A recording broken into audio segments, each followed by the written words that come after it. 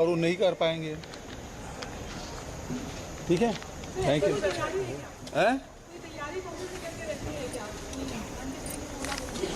पूरी बहुमत है, अपनी मेहनत पे हमको विश्वास है और जनता पे भरोसा है। चर्चा की जा रही है लगातार वोटर्स को लेकर, आप जानते ही हैं तमाम राज्यों का आप लगातार जिक्र भी करते थे, तो क्या माना जाए कि कुछ ऐसा यहाँ भी खिचड़ी पक रही है? ऐसा नहीं कर पाएंगे। छत्तीसगढ़ के मुख्यमंत्री भूपेश बघेल कह रहे हैं कि जो 57 है वो उलट जाएगा, 75 हो जाएगा। तेलंगाना क्या कह रहा है? News 24 today Chanakya state analysis के मुताबिक 36% लोगों ने पार्टी और उम्मीदवार का नाम देखकर वोटिंग की, 15% लोगों ने विकास के मुद्दे पर, 34% ने भ्रष्टाचार, 8% लोग ऐसे रहे जिन्होंने लोकल इश्यूज स्थानीय मुद्दों पर वोटिंग की है और 3% लोग कुछ और सोचकर अपना वोट कास्ट करके आए हैं। ये तेलंगाना का आपके सामने पूरा डेटा और कौन कौन सी जाति किस पार्टी के पास जाती हुई नजर आई ये भी अब आपके सामने रख रही हूं।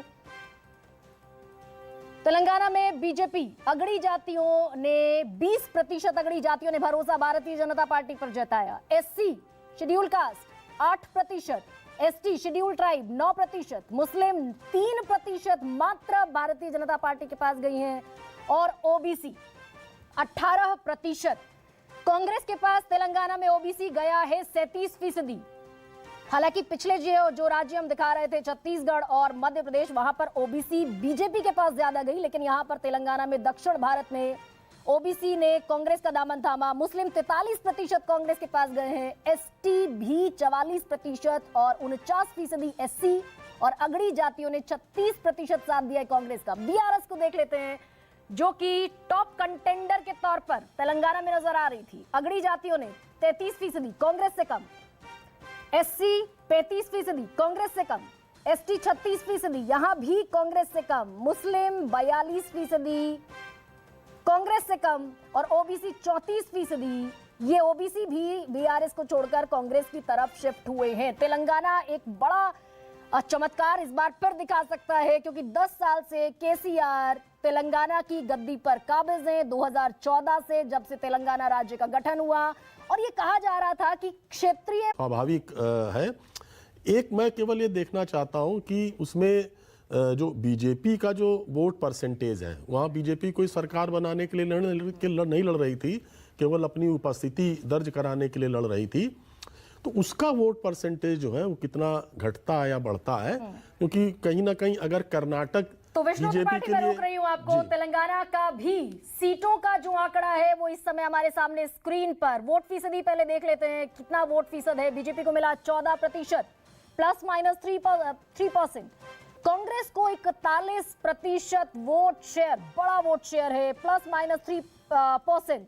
अलावा इसके बीआरएस रह गई है सिमटकर 35% पर, प्लस माइनस 3% और अदर्स के खाते में गए हैं 10% वोट, प्लस माइनस 3%। तो Congress will be the largest party, सबसे बड़ी पार्टी के तौर पर वोट शेयर की अगर बात कर रहे हैं। तेलंगाना की 119 सीटें हैं। 2018 का अगर आंकड़ा देखते हैं तो 88 सीटें थी बीआरएस के पास और अब देख लीजिए कि क्या है सीटों का हाल। क्या बात है, क्या बात है। बीजेपी मात्र 7 सीटें, हालांकि पिछली बार 1 थी तो बढ़ा है, और प्लस माइनस 5 एक बार देख लीजिए। कांग्रेस ने इस बार वाकई भाई कमाल करते हुए 71 सीटें, प्लस माइनस 9। बीआरएस 33 सीटों पर सिमटती हुई और अदर्स के खाते में 8 सीटें। तो बीजेपी 7, 1 से 6 सीटें बढ़ी है, 7 पर आ गई है, काबिज हो गई है। कांग्रेस के पास 71, 19 सीटें थी और 19 में से भी घटकर 5 रह गई थी, बाकी सब बीआरएस के साथ चले गए थे, दाएं बाएं हो गए थे कांग्रेस के सब विधायक। 71 सीटें, this is a record victory, क्योंकि तेलंगाना बनने के बाद केसीआर ही 2 टाइम्स चीफ मिनिस्टर रहे, 2014 में, 2019 में, और यह पहली मर्तबा होगा कि किसी और पार्टी को तेलंगाना की कमान मिलेगी। 71 सीटें कांग्रेस के पास और बीआरएस 88 सीटों से घटकर 33 पर रह गई है। तो इस पर भी सुकेश, अब क्योंकि तेलंगाना भी चौंका रहा है भाई, तो 3 दिसंबर वाकई कोई तो बड़ा जैकपॉट दिखाने वाला है। Telangana, Congress is coming. अगर ये एग्जैक्ट नतीजों में तब्दील होते हैं, तो जैसा विष्णु जी ने कहा कि ये चौंकाने वाले नतीजे नहीं हैं। वहां एक कीनली कॉन्टेस्टेड मुकाबला था, ऐसा माना जा रहा था। हाल के दिनों में ये खबरें आई कि बीजेपी ने जिस तरीके से मैदान छोड़ा है वो बीआरएस की मदद करने के लिए छोड़ा है, और बीआरएस को वो चाहते हैं कि कांग्रेस न जीत पाए, वहां बीआरएस जीत जाए। और ये एक कांग्रेस जो है वो परकोलेट कराने में मैसेज कामयाब रही कि बीआरएस और बीजेपी में सहमति है, कोई गठबंधन है, कोई अंदर अंदर इनके अंदर खेल चल रहा है, ये बाद में लड़ लेंगे। ये कोई छोटा प्लेयर, बीजेपी कोई वहां छोटी प्लेयर नहीं थी। मैं इस बात से सहमत, प्रधानमंत्री ने खुद कह दिया कि आए थे केसीआर दिल्ली, हमने एनडीए में शामिल हो सकते थे। मैं विष्णु जी की एक बात से सहमत नहीं हूं, वो छोटे प्लेयर इसलिए नहीं है क्योंकि वहां 17 लोकसभा की सीटें हैं और तेलंगाना में बीजेपी ने 4 सीटें जीती थी। तो वो एक ऐसे प्लेयर के तौर पे वहां उभरना चाहती थी जो साउथ में अपने पंख थोड़े फैला सके, लेकिन जब उन्हें लगा कि वो कंटेन कर लिए गए हैं, वो आगे नहीं बढ़ पा रहे हैं, तो ऐसा लगा कि बीआरएस को एक पुश दिया जा रहा है। ऐसे में कांग्रेस को एक मुफीद ग्राउंड मिला, और जो लॉस्ट ग्राउंड था उनका, आंध्र प्रदेश और तेलंगाना जो 2 स्टेट्स बने, उसमें सोनिया गांधी का रोल बहुत अहम कहा जाता है, और उन्होंने वीडियो जारी करके ये बात बताई भी। राहुल गांधी बार बार याद कराते रहे, प्रियंका गांधी याद कराती रही जाकर। तो मुझे लगता है कि अल्टीमेटली उसने पे किया है। और सबसे बड़ी बात यह है कि जो नया अध्यक्ष उन्होंने बनाया, वो कहा जाता है कि वो कर्नाटक के डीके शिवकुमार, रेवंत रेड्डी, तो उनका एक बड़ा फैक्टर वहां काम आया है। मुख्यमंत्री का अपने सीएम रेसिडेंस तक महदूद रह जाना, उनका बाहर नहीं निकलना, ऐसा कहते हैं कि उसने एक उनके खिलाफ एक माहौल तैयार किया। हालांकि वो इतने अनपॉपुलर नहीं है जो इन नंबर्स में शो किया जा रहा है। लेकिन सुकेश, एक और बात है कि पर कैपिटा इनकम में अगर तेलंगाना को देखें तो तेलंगाना बाकी नॉर्थ